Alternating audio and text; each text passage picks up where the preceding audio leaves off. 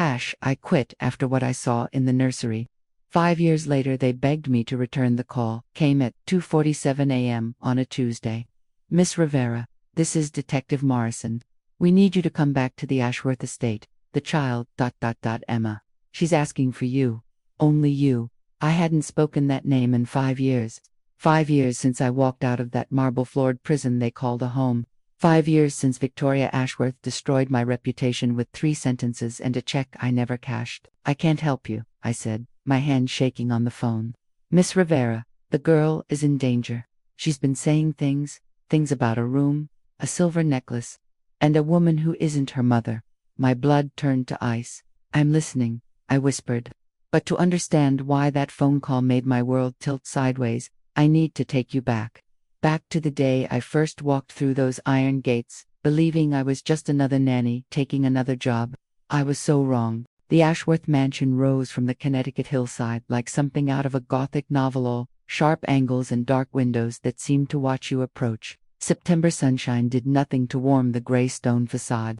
The driveway alone was longer than the street I grew up on.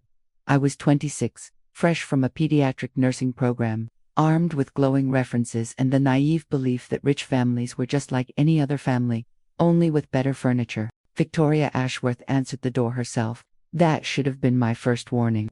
She was 40-something, blonde, elegant in that way that costs money to maintain. Her smile was perfect, too perfect, like she practiced it in the mirror. You must be Sophia. Please, come in. The foyer was the size of my entire apartment. Crystal chandelier, curved staircase, oil paintings of people who looked like they'd never smiled in their lives. Emma is napping, Victoria said, leading me through rooms that seemed to multiply. She's 4 years old. Sweet child, a bit, delicate, sensitive, prone to nightmares. Imaginary friends, you understand. I nodded, though something in her tone made my nursing instincts prickle. She stopped at a door white, simple, out of place among the mansion's dark wood. This is the nursery. Your domain. Emma sleeps here, plays here. You'll find everything you need. The room was beautiful. Soft pink walls. Toys organized with military precision. A canopy bed fit for a princess. But it felt wrong somehow. Too perfect. Like a stage set. And through here, Victoria continued, gesturing to an adjoining room, is your bedroom. Private bathroom. Small kitchenette. You'll have your own space. She handed me a keyring. 5 keys, all labeled. Front door, nursery, your room, kitchen, pool house. She pointed to each one. Then her smile faded. There's one rule, Sophia. One rule you must never break. Here it came. Every wealthy family had their quirks, their boundaries.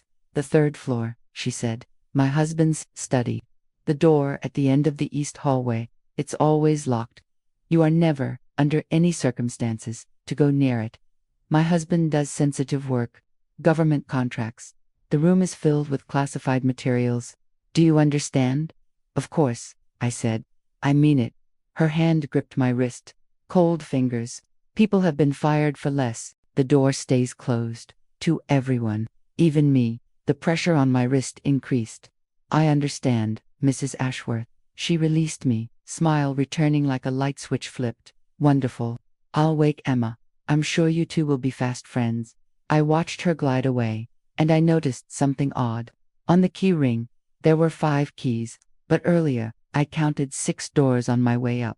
The nursery, my room, the kitchen, pool house, front door. What was the 6th door? Emma came into the nursery like a ghost. Small for 4 years old, pale skin, dark eyes, too big for her face. She wore a white nightgown that made her look even more ethereal. Emma, darling, this is Sophia. She's going to take care of you while Mummy works. The child stared at me, didn't smile, didn't speak. Hi, Emma, I said, kneeling to her level. I like your nightgown. Is that lace on the collar? Nothing. Victoria's laugh was brittle. She's shy. Give her time. Emma, show Sophia your toys. The girl moved to a shelf and picked up a stuffed rabbit. She held it to her chest like a shield. I'll leave you two to get acquainted, Victoria said. Dinner is at 6. Emma eats in the nursery. You'll find her meals prepared in the kitchenette fridge. She's on a very specific diet, don't deviate from it. And Sophia Lama stays in this wing. Always. She doesn't go to other parts of the house. Why not? She gets overwhelmed. Too much stimulation. The nursery is her safe space. Victoria left, and I was alone with the silent child. Emma, I said softly, do you want to play? She shook her head. Do you want to read a book? Another headshake. What do you want to do? She walked to the window and stared out at the grounds, her small hand pressed against the glass. I joined her. Pretty view, huh? I'm not allowed outside, she whispered. What? Why not? Mommy says I might get sick. The sun hurts my skin. I looked at her pale complexion. Fair, yes, but sun sensitive enough to be kept inside. That seemed extreme. Maybe we can play in the shade sometime, I suggested. Emma turned to me, and for the first time, I saw emotion in her eyes. Fear, don't say that. Mommy will hear you. She always hears. The first 3 days were strange but manageable. Emma and I fell into a routine. Breakfast at 8, playtime, lunch, quiet time, more play, dinner, bath, bed by 7. The child never laughed, never ran, never raised her voice. She moved through the nursery like she was afraid of taking up space. I tried everything: puzzles, drawing, music, stories. She'd participate, but mechanically, like she'd learned how to play but didn't understand why. Victoria checked in twice a day, morning and evening. Brief visits, observational. She'd watch Emma with an intensity that made me uncomfortable. How is she eating? She'd ask. Fine. She finished her lunch. Any outbursts? No. She's been very calm. Good. Keep it that way. On the 3rd night, I was in my room when I heard it, singing, a child's voice, thin and high, coming from the nursery. I opened the connecting door. Emma was sitting on her bed, the rabbit clutch in her arms, singing a lullaby I'd never heard before. Fly away, little bird, fly away home. Mama's waiting where the white roses bloom. Don't forget, little bird, don't forget her name. The silver necklace will show you the way home. That's beautiful, I said. Where did you learn that song? Emma's eyes went wide. I'm not supposed to sing it. Why not? Mommy says it's from the bad dreams. The dreams about the other lady. I sat on the bed beside her. What other lady? The one with the necklace. She comes in my dreams. She's crying. She says ... She says she's looking for someone. Emma, I'm tired. She lay down, turning her back to me. Good night, Sophia. I wanted to push, to ask more, but something in her rigid posture told me to let it go. That night, I couldn't sleep. I kept thinking about the song, the other lady, the necklace, and I kept thinking about that 6th door. Asterisk, asterisk, clue number 1, asterisk, asterisk, I found it by accident. I was taking laundry to the main floor when I took a wrong turn. The mansion was a maze, hallways branching into more hallways, rooms leading to rooms. I ended up in what looked like a sitting area I'd never seen before. And there, on a side table, was a photo album. I should have walked away, should have respected the family's privacy. But the cover was open, and I could see the edge of a photograph. A baby, dark-haired, big eyes. I picked up the album. The first few pages showed a nursery, but not Emma's nursery. This one had yellow walls, a mobile with moons and stars. And in the crib, a baby wearing a white onesie. I turned the page. The same baby, maybe 6 months old, wearing a silver necklace, a small pendant shaped like a bird. My heart started racing. I flipped forward. More photos. The baby getting older. 1 year, 18 months. Always the same necklace. Then the photos stopped. The rest of the album was empty. I turned back to the first page. Someone had written in elegant script, asterisk, Isabella Rose, born March 15th, 6 pounds, 4 ounces, perfect, asterisk, Isabella, not Emma. I heard footsteps. I shoved the album back on the table and hurried out, my pulse thundering. When I reached the nursery wing, I leaned against the wall, trying to catch my breath. Who was Isabella Rose? Why were there no photos of Emma? And why did that baby look exactly like Emma, only years ago? That night, I watched Emma sleep. She clutched the stuffed rabbit, her face peaceful in a way it never was when she was awake. On impulse, I sang the lullaby she'd sung the night before. Fly away, little bird, fly away home, ... Emma's eyes opened. You know the song? You taught it to me, remember? The lady with the necklace taught me. In my dreams, she sat up. She wants me to find something. Find what? A box. With a bird on it. She says it's hidden where the shadows live. Where the shadows live. The third floor. The forbidden study. The mansion showed its teeth slowly. It started with small things. I'd come back to my room and find drawers open. Nothing missing, just ... disturbed. Emma's toys would be rearranged, dolls facing different directions, books in different orders. Then the monitoring started. I noticed cameras in hallways I hadn't seen before, small, discreet, always angled toward the nursery wing. One morning, I came down for breakfast and Victoria was waiting. "I understand you were exploring the West Wing yesterday," she said. Pleasant voice, ice in her eyes. "I got lost looking for the laundry room. The laundry room is in the basement. The West Wing is private family space. Please stay in your designated areas." "Of course, I apologize." "And Sophia, I've been reviewing the nursery footage. You're spending a lot of time talking to Emma about dreams, imagination, stories." My stomach dropped. "Footage, I'm engaging with her, building trust. That's what you hired me to do. I hired you to keep her calm and on schedule, not to fill her head with fantasies." Victoria stepped closer. "Emma is a delicate child. She has a condition, a tendency toward ... fabrication. The doctors have warned us not to encourage it." "What condition?" "That's not your concern. Your concern is following the routine I've established. No deviations, no questions, no stories about necklaces or birds or mysterious women." She knew. Somehow, she knew about the lullaby. "I'm monitoring you, Sophia. Every moment, every word. Don't make me regret hiring you." She walked away, leaving me standing in the kitchen, feeling like the walls had eyes. Because they did. ***.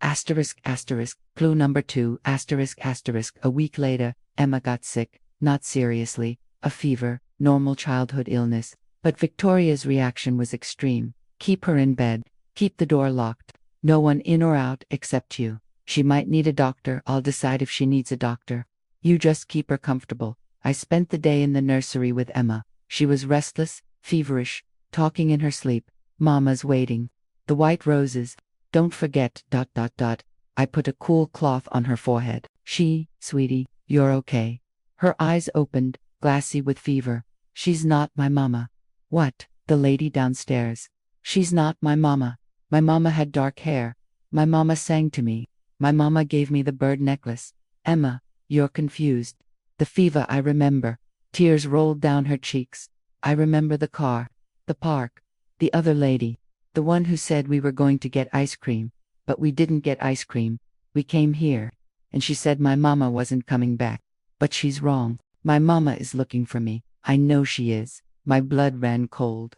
"Emma, how old were you in this memory?" "Little. I still had my necklace, the silver bird, but the lady took it away. She said I had to forget, had to be Emma now. Not ... not what?"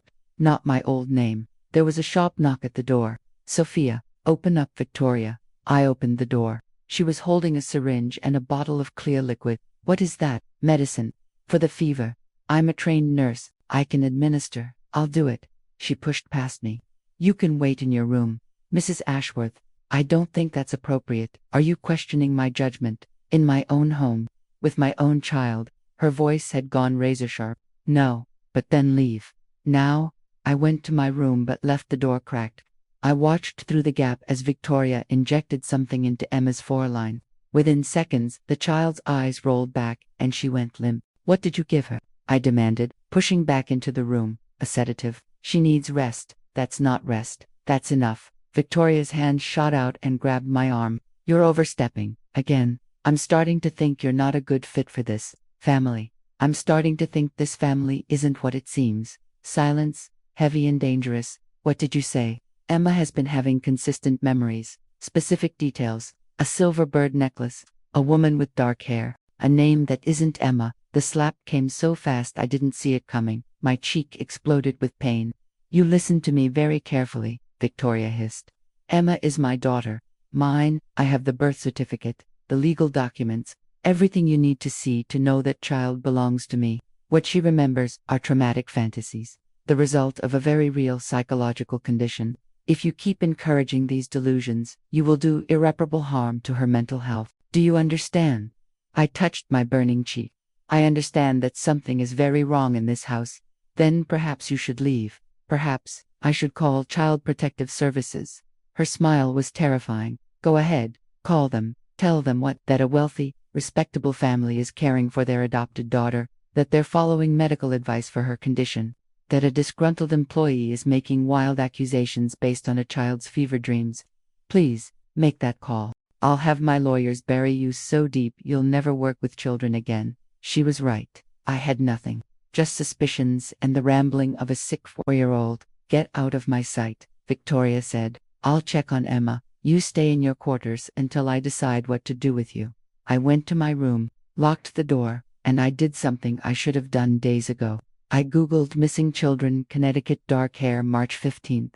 12 results. The third one made my heart stop. Isabella Rose Martinez, abducted from Hartford Public Park, March 15, 2019. Age, 2 years, dark hair, brown eyes, last seen wearing white shirt and blue overalls, silver bird necklace. Asterisk, the photo showed a toddler, big eyes, pale skin, wearing a silver necklace. Emma, Isabella, the same child. Asterisk, asterisk, clue number 3, asterisk, asterisk, I had to get into that study. If Victoria had stolen a child, if Emma was really Isabella Martinez, there had to be evidence, papers, birth certificates, documents, something in that forbidden room that would prove what she'd done. I waited until midnight. The house was silent. Security made rounds every 2 hours. I timed them. I had a 20-minute window. The third floor was dark. My flashlight beam cut through the shadows as I moved down the hall toward the study door. It was heavy oak, old-fashioned keyhole, no digital lock. I pulled out the key ring Victoria had given me. 5 keys, but I'd found a 6th key days ago, hidden in a kitchen drawer. It didn't match any lock I'd tried, until now. The key slid in, turned, clicked, the door opened. The study wasn't what I expected. No government documents, no classified materials. Instead, I found a shrine. Photos covered the walls, Isabella at different ages, sleeping, playing, eating. Hundreds of photos, taken secretly, obsessively. A desk held files. I opened the first one. Asterisk, adoption application denied. Asterisk, asterisk, adoption application denied. Asterisk, asterisk, adoption application denied. Asterisk, 15 applications, all denied, all from 5 years ago. Another file. Asterisk, Dr. James Webster, psychiatrist, patient notes. Victoria Ashworth, diagnosis, pregnancy loss, trauma, borderline personality disorder, patient experiencing delusions regarding non-existent child. Recommend intensive therapy. Asterisk, another file. Asterisk, private investigator report, subject Martinez family. Location, Hartford Park, weekly schedule documented. Child routinely, unattended near east entrance between 2 to 3 p.m. Wednesdays. Asterisk, my hands were shaking so hard I almost dropped the papers. Victoria had stalked this family, studied them, planned it. The final file made me sick. Asterisk, new birth certificate name, Emma Victoria Ashworth. Date of birth, March 15th. Mother Victoria Ashworth. Father Robert Ashworth, deceased. Certified by Dr. K. Morrison, private physician. Asterisk, forged. All of it. And then I saw it, on the corner of the desk. A small wooden box. A bird carved on the lid. Inside, wrapped in tissue paper, a silver necklace. A small bird pendant. Isabella's necklace. I heard footsteps. I knew you'd come eventually, Victoria's voice said from the doorway. I knew the moment I hired you that you'd be trouble. Too smart, too curious, too moral. She stood in the doorway, backlit by the hall light, holding something in her hand. A gun. You were supposed to be like the others. Take the money, follow the rules, leave when I told you to leave. But you had to care about her. You had to ask questions. Her name is Isabella, I said. Isabella Martinez. Her mother has been looking for her for 5 years. Her mother was negligent. Left her alone in a public park. I saved her. I gave her a better life. A beautiful home. Everything she could want. Except freedom. Except her real family. Except the truth. The truth. Victoria laughed. The truth is that I am her mother. I've raised her, fed her, kept her safe. Biology is irrelevant. Then why are you pointing a gun at me? Because you're going to ruin everything. You're going to call the police. They'll take her away. Put her back with that woman who couldn't even watch her in a park. I won't let that happen. You're going to kill me. I'm going to make sure you never tell anyone what you think you know. She raised the gun. But first, you're going to write a resignation letter. You're going to explain how you suffered a mental breakdown, how you became obsessed with the child, how you started believing false memories were real, and then you're going to leave tonight, and you will never contact this family or the authorities again, or what, or I'll kill you. Stage it as a suicide. Tragic young woman, overwhelmed by delusions, couldn't handle reality. The police will find your letter, your history of mental illness. I don't have a history of mental illness. You will. I have doctors on payroll. Records can be created. Your reputation will be destroyed posthumously. It will be like you never existed. She cocked the gun. Write the letter, Sophia. I wrote the letter. Not because I believed her threats, but because I needed time, needed to think, needed to get out of that room alive. My hand shook as I wrote the words she dictated. Asterisk, I can no longer distinguish between reality and fantasy. I apologize for the disruption I've caused. I accept that I need professional help. Double quotes asterisk when I finished. Victoria smiled. Good. Now get your things. You have 10 minutes. I'm going to walk you to your car. If you deviate from the path, if you try to run, if you do anything other than get in your car and drive away, I will call the police and report you for attempted kidnapping. I have footage of you in the forbidden study, of you removing property, of you acting erratically with Emma. They'll believe me. Who will they believe? A wealthy woman or a disgraced nanny? She was right. Again, I packed in silence. Victoria watched from the doorway, guns still in hand. As we walked through the house, I looked back at the nursery. The door was closed. Emmy Isabella was asleep behind it, drugged and oblivious. Don't, Victoria warned. Don't even think about it. She walked me to my car, watched me get in, stood in the driveway until I drove away. I drove for an hour, then I pulled over and called the police. I need to report a kidnapping. When did this occur, ma'am? 5 years ago. A child named Isabella Martinez. She's being held at the Ashworth estate. I have evidence. I have, ma'am. We'll need you to come to the station. Can you do that? Yes, I'm coming now. But when I got to the station, everything fell apart. The detective listened to my story, took notes, asked questions. Then he showed me his computer screen. According to our records, Isabella Martinez was found 3 years ago. She was returned to her family. Case closed. What? That's impossible. I just saw her. She's at the Ashworth estate, ma'am. I'm looking at closed case file. The child was recovered. There must be some confusion. There's no confusion. The woman is holding a stolen child. She has forged documents. She has the detective's expression changed. Pitying. Ma'am, have you been under a lot of stress lately? Mrs. Ashworth called earlier. She said you'd been exhibiting some concerning behavior. She was worried about you. No. She's lying. She's covering it up. She has connections. She, Mrs. Ashworth, has provided documentation, birth certificates, medical records, and you signed a letter acknowledging you've been having difficulties distinguishing reality from. She forced me to write that. The detective stood. Ma'am, I think you should go home, get some rest, maybe talk to someone. If you continue making false reports, we'll have to consider filing charges against you. I left the police station in a daze. She'd won. She'd planned for this, covered every angle. For 2 weeks, I tried everything. Called Child Protective Services, called lawyers, called journalists. No one believed me. Victoria's money, her connections, her carefully crafted narrative, it was all too much. And then the lawsuits started. Defamation, slander, harassment, 3 separate suits from the Ashworths, each one designed to crush me financially and professionally. My lawyer was blunt. You can't win this. They have unlimited resources. They'll drag you through court for years. You'll lose everything. What about Isabella? There is no Isabella.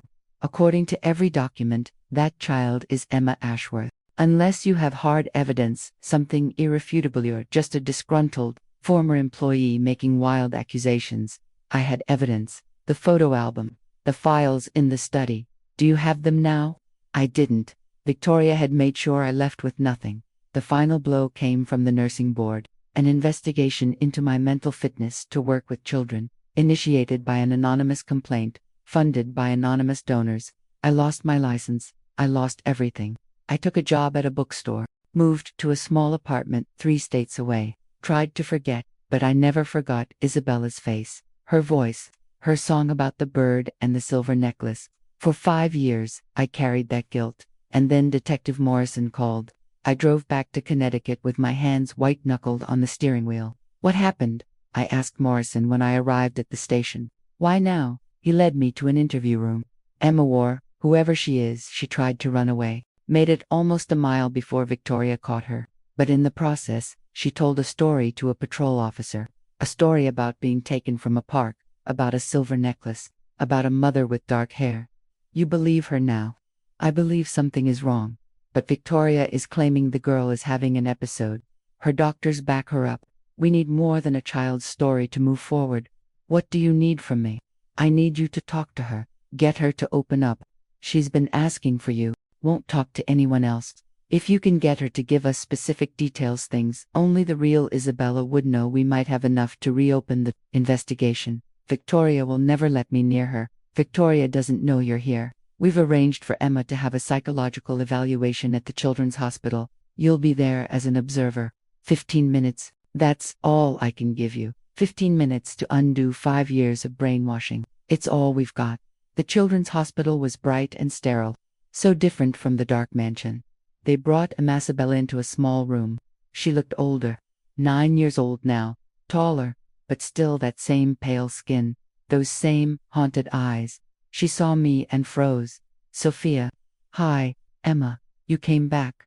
Her voice cracked. I thought you forgot about me. I could never forget about you. She ran to me, hugged me so tightly, I couldn't breathe. When she pulled back, she was crying. She said you were never real. She said I made you up, like the other lady, like the silver bird, like all of it. Emma, I need you to tell me about the other lady, the one from your dreams. She's not from dreams. She's real. I remember her. I remember everything now. Tell me. Emma sat down, took a breath, and for the first time in 5 years, someone listened to her story. Her name was Maria. My mama. She had long dark hair. She used to braid it and let me help. We lived in a small house with a garden. She grew tomatoes. I remember the smell. And we had a cat named Pickles. Specific details. Real memories. She gave me the necklace on my 2nd birthday. Said it was special. Said whenever I missed her, I should hold the bird and she'd feel it. And I'd feel her love coming back. What happened at the park? We went every Wednesday. Mama would sit on the bench and read while I played. But that day, a lady came. She had blonde hair. She was pretty. She said Mama needed help. Said there was an emergency. She'd take me for ice cream while Mama handled it. Mama looked scared. She said okay. But the lady never took me back. What did she tell you? She said Mama didn't want me anymore. That Mama had too many problems. That I had a new home now. A better home. And I had to forget everything. Forget the house. Forget the cat. Forget my name. What was your name? Isabella Rose Martinez. Mama called me Bella. I looked at the two-way mirror, knowing Morrison was listening. Bella, there's something I need to tell you. Your mama never stopped looking for you. She never gave up. She's been searching for 5 years. Really, really. And I think maybe we can help you find your way back to her. But I need you to be brave. Can you do that? She nodded. Did Victoria, the blonde lady, did she ever show you any papers? Anything about where you came from? There's a room. On the 3rd floor. She keeps it locked. But sometimes I hear her in there. Talking to herself. Talking about me. About how she saved me. About how I'm hers now. The study. One time, I snuck in. She'd left the door open. I saw pictures. Of me. From before. And I saw my necklace. In a box. I tried to take it, but she caught me. She was so angry. She said I could never go in there again. That the room was forbidden. Bella, this is important. Did you see any other papers? Any files? A folder. It had my old name on it, Isabella Martinez, and another name, my mama's name, Maria Martinez. It had an address. Hartford. Do you remember the address? She closed her eyes, concentrated. 4, 7, -2, Oak Street. Apartment 3B. Morrison burst into the room. That's enough. That's probable cause. I can get a warrant. They raided the Ashworth estate at dawn. I wasn't there, but Morrison told me everything. Victoria's screams could be heard 3 blocks away. She fought, tried to destroy documents, tried to run, but they found it all. The forged birth certificate, the stalking reports, the photos, the psychiatric records, the necklace, and in Victoria's computer, they found something worse. Emails to a black market adoption ring, messages about acquiring children, plans to do it again. Isabella hadn't been her first attempt, just her first success. The doctor who signed the fake birth certificate was arrested. The investigator who helped her stalk the Martinez family was arrested. 3 officials who took bribes to falsify records were arrested. Victoria Ashworth was charged with kidnapping, child endangerment, fraud, and conspiracy. At her arraignment, she looked at me across the courtroom. "You ruined everything," she said. "I loved her. I gave her everything." "You gave her a prison," I replied. "You stole her life." Maria Martinez stood outside the children's hospital with her hands pressed against the glass. I'd seen photos, but nothing prepared me for the real woman. Dark hair, graying now. Eyes like Bella's. A face carved by 5 years of grief. When they brought Bella out, time stopped. Mother and daughter stared at each other. "Mama," Bella whispered. Maria's legs gave out. She fell to her knees. "Belén, mi amoren, mi niña." Belarán crashed into her mother's arms. They held each other and sobbed, 5 years of pain pouring out in one moment. I watched from a distance, crying myself. "You did good," Morrison said beside me. "You saved her. I should have saved her 5 years ago. You saved her when it mattered. That's what counts." 3 months later, I got a letter. "Dear Sophia, Mama says I should write to you, to say thank you. But thank you isn't big enough for what you did. You believed me when no one else would. You came back when I needed you. You're a hero. My hero. We're doing good. Mama and me. We moved to a new apartment. I'm going to school now. Real school, with other kids. I'm still learning how to be around people. How to make friends. It's hard sometimes. But Mama's patient. She gave me the necklace. The silver bird. It was in the evidence from the trial. The police returned it to us. I wear it every day. And guess what? We got a cat. I named her Pickles, after the cat we had before. Mama cried when I told her I remembered. I remember everything now. The good things, not just the bad things. Thank you for helping me remember. Thank you for not giving up. Love. Bella P.S. Mama wants to know if you'd like to come for dinner. She makes the best tamales, and I want to show you my school projects. Please say yes. I said yes. I visit them once a month now. The apartment is small but filled with light. Photos on the walls, plants in the windows, a cat sleeping on the couch. Bella is flourishing. She laughs now, plays, acts like a normal 9-year-old. The trauma is still there. She has nightmares, anxiety, but she's healing. Maria hugs me every time I arrive, cries a little, thanks me in Spanish and English both. "You gave me my daughter back," she says. "How do I repay that?" "You don't," I tell her. "You just keep being her mom. That's enough." Last week, Bella showed me a drawing she'd made in art class.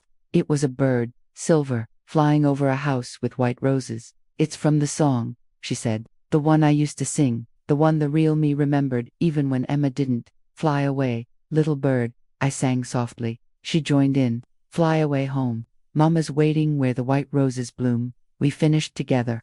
"Don't forget, little bird, don't forget her name. The silver necklace will show you the way home."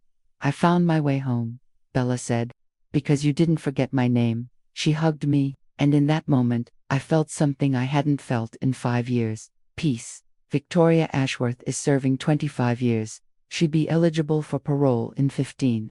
I hope she never gets it. The trial was national news. 4 other families came forward. 4 other children who'd gone missing years ago. Children Victoria had researched but never taken. They were the lucky ones. My nursing license was reinstated, my record cleared, the lawsuits dropped. But I didn't go back to private care. Instead, I work with Child Protective Services now, investigating cases, looking for signs, trusting my instincts, because I learned something in that mansion. Evil doesn't always announce itself. Sometimes it hides behind money and smiles and perfect houses.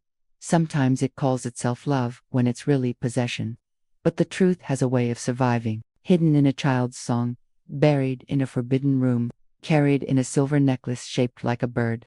You just have to be brave enough to look for it, and strong enough to fight for it, even when everyone tells you you're wrong, even when it costs you everything. because some children are worth saving, and some truths are worth telling, no matter what.